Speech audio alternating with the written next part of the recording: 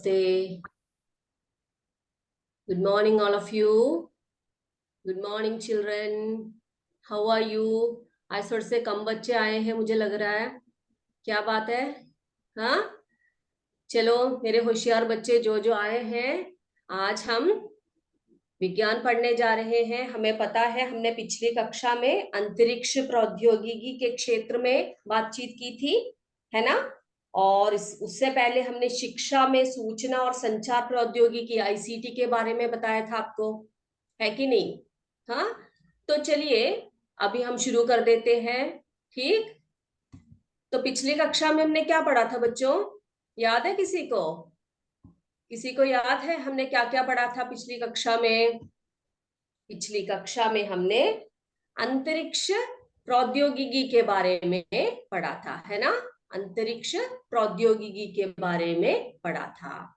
उसमें क्या क्या पढ़ा हमने? उसमें हमने ये पढ़ा कि पहले तो विक्रम साराभाई जी के बारे में बातचीत की हमने, है ना। भारतीय अंतरिक्ष कार्यक्रम के जनक विक्रम साराभाई जी के बारे में बातचीत की। उसके बाद हमने आपसे कहा कि 1962 में इनकोस्पार का गठन हुआ, है ना। इनकोस्पार का गठन हुआ। उसके बाद क्या हुआ? 1962 में 1969 में किसका गठन हुआ? आईएसआरओ का गठन हुआ, है ना। आईएसआरओ का गठन हुआ। आज बच्चे, आज हम इस सेशन के बाद आपके लिए 10 सवाल लेकर आए हैं। तो आज की क्लास बहुत ही इंपॉर्टेंट है, ध्यान से सुनिएगा और उसके बाद अच्छे से मुझे जवाब दीजिएगा, ठीक है। तो हमने पढ़ा कि इनकोस्पार का गठन 1962 में हुआ, है ना। उसके बाद 1969 में इसरो का गठन हुआ, आईएसआरओ का गठन हुआ। फिर हमने क्या बात की? हमने हमारे जो उपग्रह प्रणालियां हैं, इनसैट और आईआरएस के बारे में बातचीत की, है कि नहीं। राष्ट्रीय उपग्रह इनसैट, है ना, भारतीय राष्ट्रीय उपग्रह इनसैट के बारे में बात की। और दूर संवेदी उपग्रह आईआरएस के बारे में भी हमने पिछली कक्षा में पढ़ा, है ना। और ये सब क्या है? अत्याधुनिक उपग्रह प्रणाली है, अत्याधुनिक उपग्रह प्रणाली है, इसके बारे में पढ़ा। इनसेट उपग्रह जो दूर संचार, दूरदर्शन प्रसार, मौसम विज्ञान और प्राकृतिक आपदा चेतावनी के लिए है। और आईआरएस किसके लिए बात की थी हमने? प्राकृतिक संसाधनों के सर्वेक्षण के लिए। मुझे उम्मीद है आप सब ये पढ़कर आए होंगे, है ना। फिर उसके बाद हमने इन सब उपग्रहों को प्रक्षेपण करने के लिए यानों की रूपरेखा तैयार की है भारत ने, है ना। दो बहुत ही महत्वपूर्ण उपग्रह यानी कि प्रक्षेपण यान के बारे में हमने बातचीत की, है ना। वो कौन कौन से थे? पीएसएलवी, है ना, पीएसएलवी, और जिसमें भारतीय सुदूर संवेदी उपग्रह प्रक्षेपित किए जाते हैं। हमने क्या कहा था कि ध्रुवीय उपग्रह प्रक्षेपण यान, जिसे पीएसएलवी कहते हैं, ध्रुवीय उपग्रह प्रक्षेपण यान जिसे पीएसएलवी कहते हैं, जिसमें भारतीय सुदूर संवेदी उपग्रह प्रक्षेपित किए जाते हैं। और दूसरा भूस्थैतिक उपग्रह प्रक्षेपण यान जिसे हम जीएसएलवी कहते हैं। क्या कहते हैं उसे? भूस्थैतिक उपग्रह प्रक्षेपण यान जिसे हम जीएसएलवी कहते हैं, ठीक, जिसमें इनसैट परिवार के उपग्रह छोड़े जाते हैं। तो ये दोनों जो है, ये दोनों जो उपग्रह प्रक्षेपण यान है, इसके बारे में हमने बातचीत की। ध्रुवीय उपग्रह प्रक्षेपण यान पीएसएलवी, और इसका कार्य क्या है? भारतीय सुदूर संवेदी उपग्रह। कौन सा है भारतीय सुदूर संवेदी उपग्रह? बताइए मेरे बच्चों। हाँ, आईआरएस, वेरी गुड।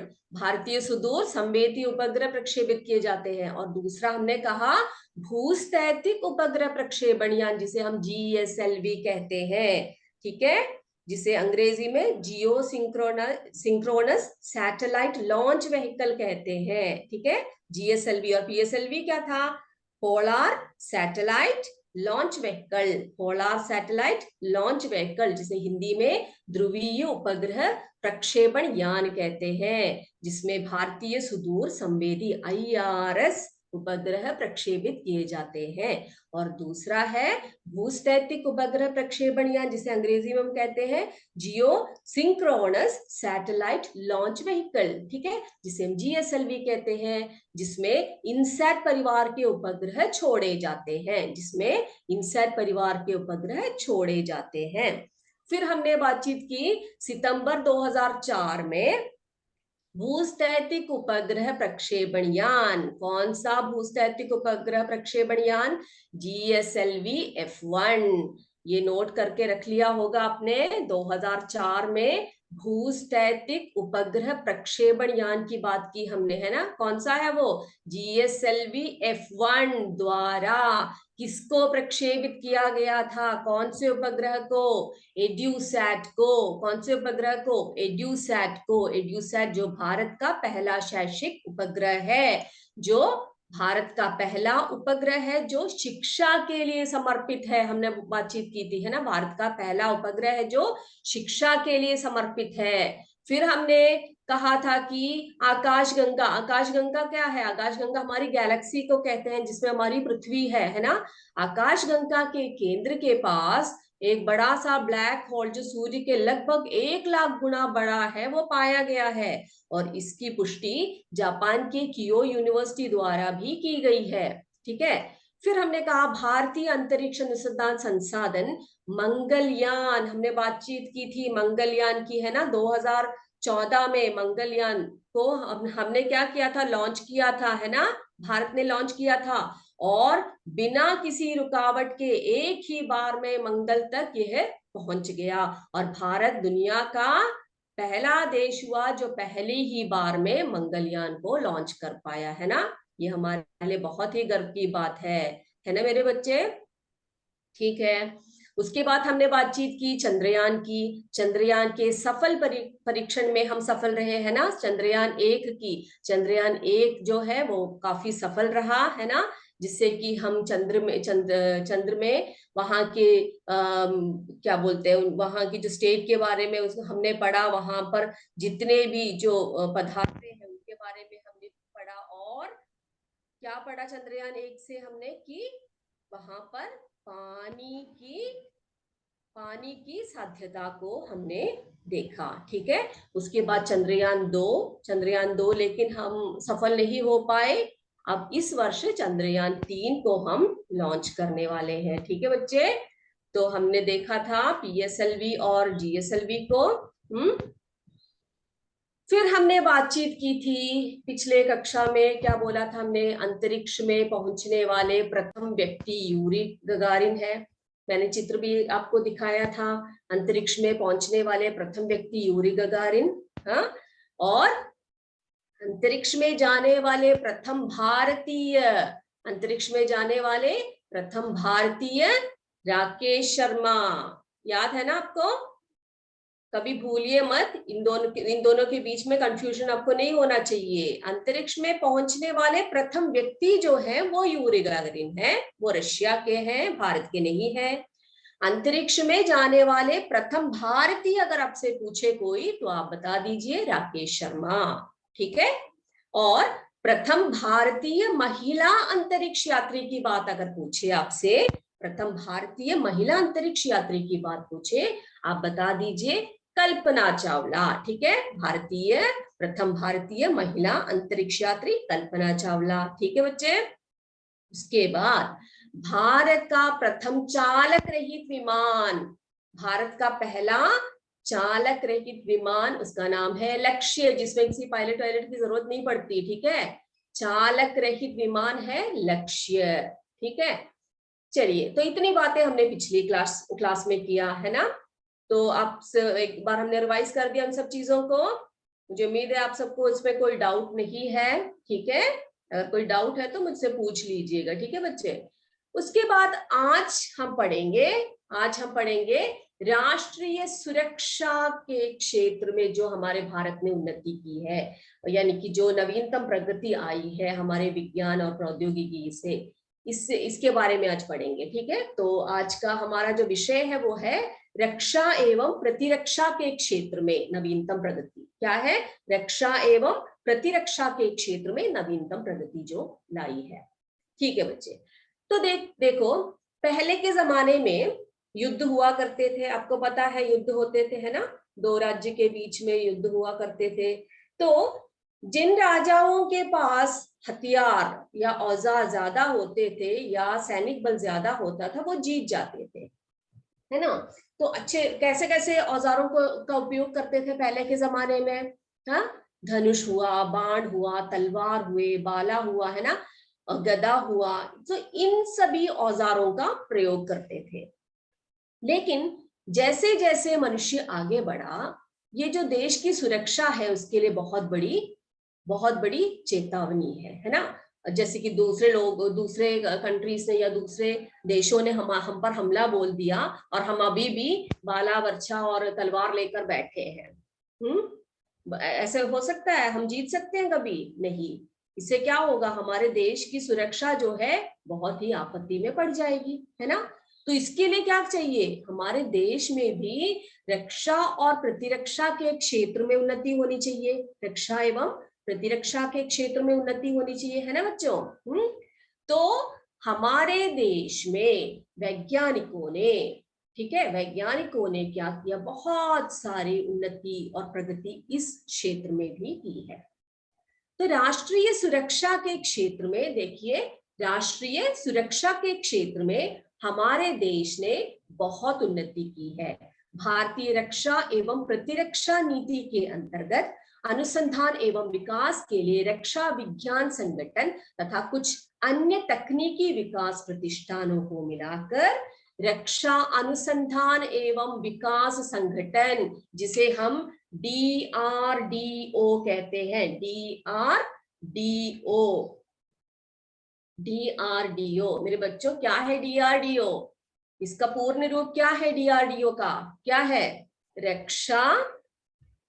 रक्षा अंडरलाइन कर दीजिए अपने पुस्तक पे, रक्षा अनुसंधान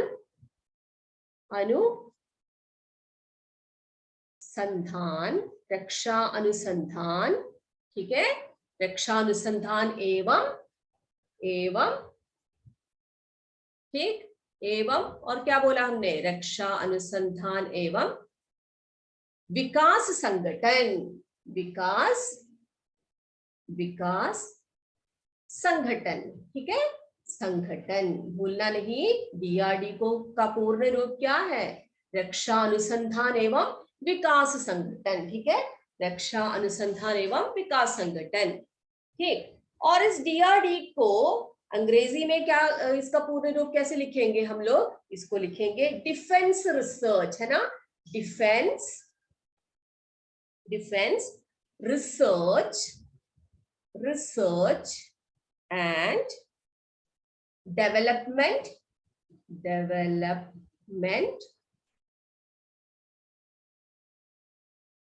ऑर्गेनाइजेशन, ठीक है, डेवलपमेंट ऑर्गेनाइजेशन बोलेंगे हम इसको, ठीक है। तो DRDO का गठन किया गया भारत की या फिर हमारे देश की रक्षा के लिए एवं प्रतिरक्षा के लिए रक्षा अनुसंधान एवं विकास के संगठन का गठन किया गया, ठीक है बच्चों। फिर ठीक है, तो उसका गठन किया, किसका गठन किया? DRDO का गठन किया गया, ठीक है बच्चों, DRDO का गठन किया गया। इसके लिए हमारे भारत की रक्षा एवं प्रतिरक्षा के लिए, भारत की रक्षा एवं प्रतिरक्षा के लिए 1958 में क्या किया गया था? इसकी जो है हमने गठन किया था, भारत ने इसका गठन किया था, ठीक है बच्चों। कौन से वर्ष में इसको किया था? कौन से वर्ष में इसका गठन हुआ था? 1958 में, ठीक। तो DRDO, जिसे हम DRDO कहते हैं, राष्ट्रीय सुरक्षा के क्षेत्र में, राष्ट्रीय सुरक्षा के क्षेत्र में हमारे देश ने बहुत उन्नति की है। इसका एक उदाहरण है DRDO, भारतीय रक्षा एवं प्रतिरक्षा नीति के अंतर्गत, ठीक है, भारतीय रक्षा एवं प्रतिरक्षा नीति के अंतर्गत अनुसंधान एवं विकास के लिए रक्षा विज्ञान संगठन तथा कुछ अन्य तकनीकी, देखो इसका एम्बलम देख रहे हो बच्चों आप, ठीक है, डिफेंस आरडी ऑर्गेनाइजेशन क्या है, defence research and development organisation कहते हैं इसको, ठीक है, मिनिस्ट्री ऑफ डिफेंस। देखा बच्चों, ये देखो, ये कहीं पर भी आप देख ले इस चिन्ह को, आप समझ जाइए ये किसका एम्बलम है, ये डीआरडीओ का एम्बलम है, डीआरडीओ का एम्बलम है, जो हमारे देश की रक्षा एवं प्रतिरक्षा से जुड़ी हुई है, जिसका पूर्ण रूप है रक्षा अनुसंधान एवं विकास संगठन, ठीक है। और इसकी जो शुरुआत हुई थी, इसका गठन जो हुआ था 1958 में, 1958 में इसकी शुरुआत हुई, 1958 में, 1958 में इसकी शुरुआत हुई थी, ठीक है बच्चे। और जैसे ही हम डीआरडीओ की बात करते हैं, हमारे भारत की रक्षा एवं प्रतिरक्षा की बात करते हैं, हमें पता है हम बहुत सारे मिसाइलों के बारे में बात करते हैं, है ना, युद्ध टैंकों के बारे में बात करते हैं। आपको कितने मिसाइलों के बारे में पता है? हाँ, जैसे पृथ्वी मिसाइल हो गया, है ना, पृथ्वी मिसाइल जो अत्यंत आधुनिक प्रणालियों से युक्त है, जैसे युद्ध टैंक अर्जुन, ठीक है।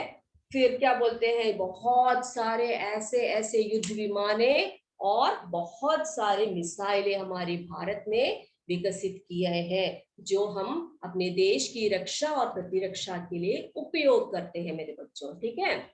तो देखते, तो आज हमने थोड़ी बहुत बातें की है ना, अभी हमें समय हो चुका है किसके लिए, अभी हम अपने 10 सवालों को लेकर बैठ जाएंगे, ठीक है। सभी बच्चे नोटबुक पेन सभी तैयार कर लें, हम आपको क्वेश्चन स्क्रीन पे दिखाएंगे और आप क्या कीजिएगा, उन सवालों के, उन प्रश्नों के उत्तर अपने नोटबुक पर लिख दीजिएगा, ठीक है, अपने नोटबुक पर लिख दीजिएगा, ठीक है। अपने नोटबुक पर क्या लिखेंगे, उनके उत्तर लिखेंगे। अगर आपको उत्तर नहीं आते तो आप क्या करेंगे, उसको क्या करेंगे, किसी की भी चीटिंग वीटिंग नहीं करेंगे, हम लोग नहीं करेंगे, अच्छे बच्चे नहीं करते इस तरह से, है ना।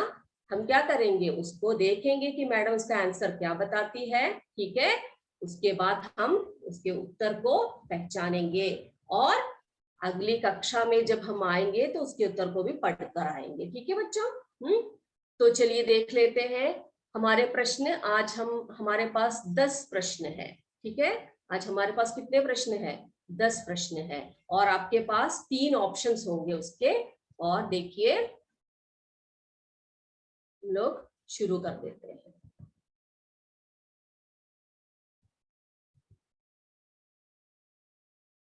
चलिए,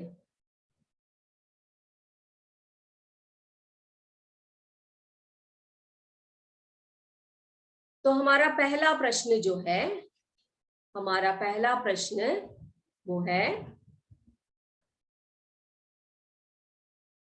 पहला प्रश्न है हमारा, लिख लिख लीजिए, मैं पढ़ रही हूँ, सवाल पढ़ रही हूँ आपके लिए। और फर्स्ट क्वेश्चन इज,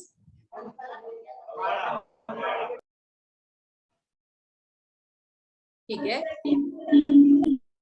अभी कोई भी माइक को ऑन नहीं करेगा बच्चे, ठीक है, अभी कोई भी माइक को ऑन नहीं करेगा। आप क्या कीजिए, बस सवाल ध्यान से सुन लीजिएगा और प्रश्न को सुनते ही आप क्या कीजिए, उसका उत्तर, तीनों ऑप्शन में से उसका उत्तर आप लिख लीजिए, ठीक है।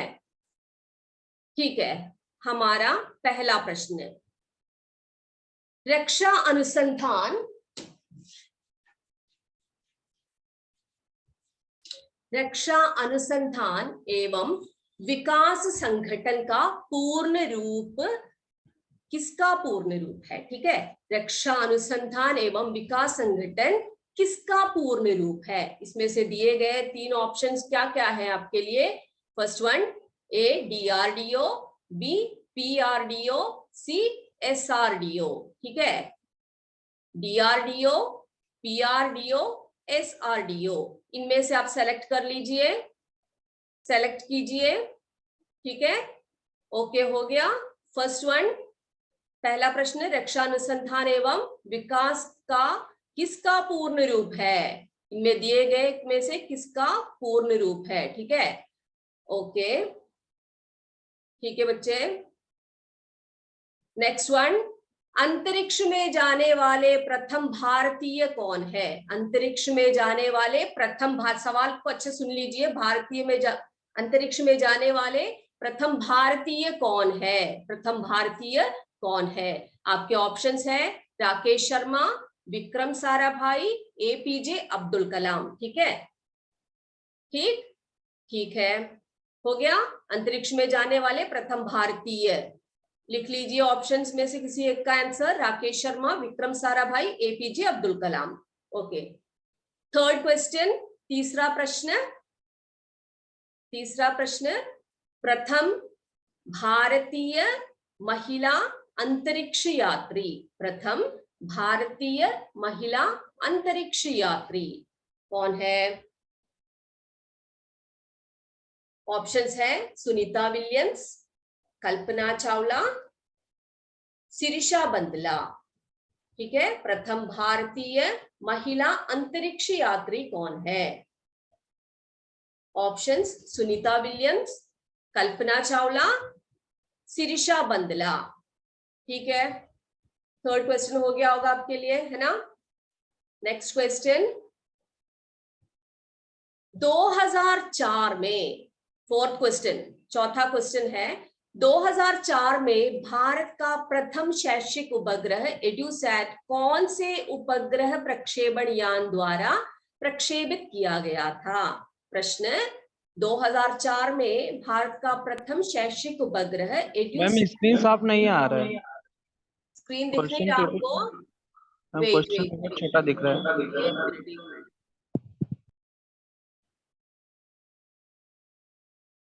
Okay, thank you. ठीक है बच्चे, मैं क्षमा मांगती हूँ आपसे, थोड़ी सी टेक्निकल इशू हो गई थी। ठीक है, कोई बात नहीं, चले हम कंटिन्यू कर लेते हैं। तीसरा प्रश्न हमारा था प्रथम भारतीय महिला अंतरिक्ष यात्री। ठीक है, सुनीता विलियम्स, कल्पना चावला, शिरीषा बंदला, इनमें से आप ऑप्शन को टिक कर दीजिए। फिर नेक्स्ट क्वेश्चन नंबर 4, भारत यानी कि 2004 में भारत का प्रथम शैक्षिक उपग्रह एड्यूसैट कौन से उपग्रह प्रक्षेपण यान द्वारा प्रक्षेपित किया गया था? 2004 में भारत का प्रथम शैक्षिक उपग्रह एड्यूसैट कौन से उपग्रह प्रक्षेपण यान द्वारा प्रक्षेपित किया गया था? GSLV F1, GSLV F2, GSLV F3। ठीक है, इसमें से कौन से उपग्रह प्रक्षेपण यान द्वारा प्रक्षेपित किया गया था एड्यूसैट को? नेक्स्ट क्वेश्चन नंबर 5, प्रश्न 5, निम्नलिखित में से ध्रुवीय प्रक्षेपण यान कौन सा है? निम्नलिखित में से ध्रुवीय प्रक्षेपण यान कौन सा है? ठीक है, PSLV, GSLV, MSLV, निम्नलिखित में से ध्रुवीय प्रक्षेपण यान कौन सा है? PSLV, GSLV या MSLV, लिख दीजिए। ठीक है, now question number 6, sixth question, छठा प्रश्न, निम्नलिखित में से भूस्थैतिक उपग्रह प्रक्षेपण यान कौन सा है? निम्नलिखित में से भूस्थैतिक उपग्रह प्रक्षेपण यान कौन सा है? PSLV, MSLV, GSLV, लिख लिया? भूस्थैतिक उपग्रह प्रक्षेपण यान। 7th क्वेश्चन, भारतीय राष्ट्रीय उपग्रह कौन सा है? भारतीय राष्ट्रीय उपग्रह इनमें से कौन सा है? A इनसैट, B इनकेट, C इनमैट। ओके, भारतीय राष्ट्रीय उपग्रह इनमें से कौन सा है? इनसैट, इनकेट, इनमैट। क्लियर? नाउ क्वेश्चन नंबर 8, 8वां प्रश्न, IRS का पूर्ण रूप क्या है? ध्यान से देखिए, IRS का पूर्ण रूप क्या है? A भारतीय दूर संदेशी उपग्रह, B भारतीय दूर संवेदी उपग्रह या भारतीय दूरदर्शी उपग्रह। इनमें से जो सही है उसको टिक लगा दीजिए। फिर 9th क्वेश्चन, 9वां प्रश्न, इसरो का गठन कब हुआ था? इसरो का गठन कब हुआ था? 1969, 1960, 1920। इसरो का गठन कब हुआ था? 1969, 1960, 1920। लिख लिया। हमारा लास्ट प्रश्न है, लास्ट क्वेश्चन है हमारा, सूचना एवं संचार प्रौद्योगिकी का आरंभ, आईसीटी का आरंभ कब हुआ था? सूचना एवं संचार प्रौद्योगिकी आईसीटी का आरंभ कब हुआ था? वर्ष 2003 में, वर्ष 2000 में, वर्ष 2004 में? लिख लीजिए, आंसर लिख लीजिए, ठीक है। इसके बाद हम अभी क्या करेंगे, इन सभी क्वेश्चनों का आंसर हम अभी बता देते हैं आपको, ठीक है। सभी बच्चे तैयार है ना? सब बच्चे तैयार हैं? आप चाहे तो अपने माइक को ऑन करके इनके आंसर्स बता सकते हो, लेकिन मैं जैसे बताऊंगी, जो जो आंसर्स आपको बताऊंगी, आप पहले क्या कीजिए, अपने नोटबुक पर अगर फर्स्ट सही है तो 1 नंबर आप डाल दीजिए, ठीक है। ओके, फर्स्ट क्वेश्चन क्या था हमारा? रक्षा अनुसंधान, वेट, रक्षा अनुसंधान, नो नो नो, वेट, रक्षा अनुसंधान एवं विकास संगठन किसका पूर्ण रूप है? DRDO, right answer, very good. आप लिख लीजिए नंबर 1, जिसने सही किया है DRDO लिखा है, नंबर 1, ओके, 1 नंबर दे दीजिए। ओके, क्वेश्चन नंबर 2, अंतरिक्ष में जाने वाले, राकेश शर्मा, वेट, सहाबाबाद है ना? ये जो स्कूल के बच्चे आप अपने माइक को अभी ऑफ कर दीजिए, जैसे ही मैं अपने प्रश्न को खत्म करती हूँ आप मुझे बता सकते हैं, ठीक है। पहले मुझे प्रश्न को पढ़ लेने दीजिए। अंतरिक्ष में जाने वाले प्रथम भारतीय कौन है? प्रथम भारतीय Rakesh Sharma, very good. Now third question, प्रथम भारतीय महिला अंतरिक्ष यात्री? कल्पना चावला, प्रथम भारतीय महिला अंतरिक्ष यात्री? Kalpana Chawla, very good. 3 marks हो गए, है ना? जिन्होंने सही किया उनको सही 1 नंबर दे दीजिए उसमें। 2004 में भारत का प्रथम शैक्षिक उपग्रह एड्यूसेट कौन से उपग्रह प्रक्षेपण यान द्वारा प्रक्षेपित किया गया था? PSLV first, PSLV, yes, F1। Then fifth question, निम्नलिखित में से ध्रुवीय प्रक्षेपण यान कौन सा है? निम्नलिखित में से ध्रुवीय प्रक्षेपण यान कौन सा है? ध्रुवीय प्रक्षेपण यान है PSLV, ठीक है। नेक्स्ट क्वेश्चन, 6th वन, निम्नलिखित में से भूस्थैतिक उपग्रह प्रक्षेपण यान कौन सा है? भूस्थैतिक उपग्रह प्रक्षेपण यान? GSLV, very good, GSLV। Next one, भारतीय राष्ट्रीय उपग्रह कौन सा है? भारतीय राष्ट्रीय उपग्रह है कौन सा है? भारतीय इनसैट जो है भारतीय राष्ट्रीय उपग्रह कहलाता है। IRS का पूर्ण रूप क्या है? IRS का पूर्ण रूप क्या है? भारतीय दूरदर्शन उपग्रह, भारतीय दूर संवेदी उपग्रह, भारतीय दूर संवेदी उपग्रह, ठीक है। देन नेक्स्ट क्वेश्चन, इसरो का गठन कब हुआ था? 1970 में, यस, 1969 में हुआ था। क्वेश्चन नंबर 10, सूचना एवं संचार प्रौद्योगिकी ICT का आरंभ कब हुआ था? 2004 में, वर्ष 2004 में, वेरी गुड। तो मेरे बच्चे आज की क्लास को अच्छे से सुनकर बैठे हैं। आज हमने बहुत अच्छे से पढ़ाई की है ना, और इसीलिए हम आज 10 उत्तर सभी के सही होंगे मुझे लग रहा है। आप अपने टीचर्स को अपने मार्क्स जरा दिखा दीजिए। आपने अगर स्वयं किया है तो आप अपने मार्क्स दिखा दीजिए, और कितने बच्चे 10 में से कितने हैं जरा देख लीजिए, ठीक है। अपने टीचर्स लोगों से पूछ लीजिए। ओके बच्चों, हम छोटी सी एक बात और कर लेते हैं अभी, ठीक है। देखो, ये एक चित्र आप देख रहे हो ना, ये योगा की एक मुद्रा है। योगा जानते हो ना आप? ये योगा की एक मुद्रा है जिसे हम प्राणायामा कहते हैं, ठीक है। ये ऐसी योग विधि है जिसे भगवत गीता और पतंजलि योगी सूत्र में चर्चा की, यानी कि बहुत पुराना भारत ने अपनाया हुआ योग मुद्रा है। ये विश्व में बहुत प्रसिद्ध है। इस ये योग मुद्रा आप में से कितने बच्चे करते हैं इसको, प्राणायामा को? इसको हमेशा करना चाहिए, रोज करना चाहिए, ठीक है।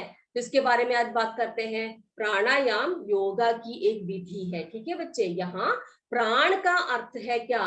प्राण का अर्थ यहाँ प्राण का अर्थ सांस है ना, श्वास, सांस। और आयाम, ये दोनों शब्दों से बना है। आयाम का मतलब दो सांसों के दूरी को बढ़ाना, ठीक है। श्वास और निश्वास की गति को नियंत्रण कर रोकने व निकालने को हम प्राणायाम कहते हैं, ठीक है। एक अच्छे से मुद्रा में बैठ जाइए, आराम से बैठिए, ठीक है। और क्या कीजिए, श्वास को अंदर खींचिए और आराम से उसको बाहर को निकाल दीजिए, ठीक है। श्वास को खींचते समय यह भावना करें कि प्राण, शक्ति, श्रेष्ठता आदि को हम अंदर खींच रहे हैं, ठीक है। अच्छे अच्छे गुणों को, अच्छी अच्छी बातों को, अच्छी अच्छी चीजों को, प्रकृति में जितनी अच्छी अच्छी चीजें हैं उन सबको हम अंदर खींच रहे हैं। और छोड़ते समय यह भावना करें कि हमारे दुर्गुण, दुष्प्रवृत्तियां, बुरे विचार हम सब बाहर निकाल रहे हैं, ठीक है। और हम सांस लेते समय सिर्फ हवा ही नहीं अंदर ले रहे हैं, बल्कि खींचते समय ब्रह्मांड की सारी ऊर्जा को हम खींच रहे हैं, ठीक है बच्चों। तो जैसे आप विद्यार्थियां हो, है ना, तो आप क्या करोगे, रोज प्राणायाम की प्रैक्टिस कीजिए, ठीक है। आपकी बुद्धि शक्ति बढ़ेगी, आपके शरीर में जो रोग है उन सब का निवारण होंगे, ठीक है। तो प्राणायाम ये भारत की एक देन है, और जो सारे विश्व इस प्राणायाम को मानते हैं और करते हैं, ठीक है मेरे बच्चे। तो आज के लिए इतना ही। अब अगली क्लास में फिर मिलेंगे और बहुत सारी बातें करेंगे हम, ठीक है बच्चों। तो इसी के साथ जय विद्या शक्ति, जय हिंद और जय भारत। धन्यवाद।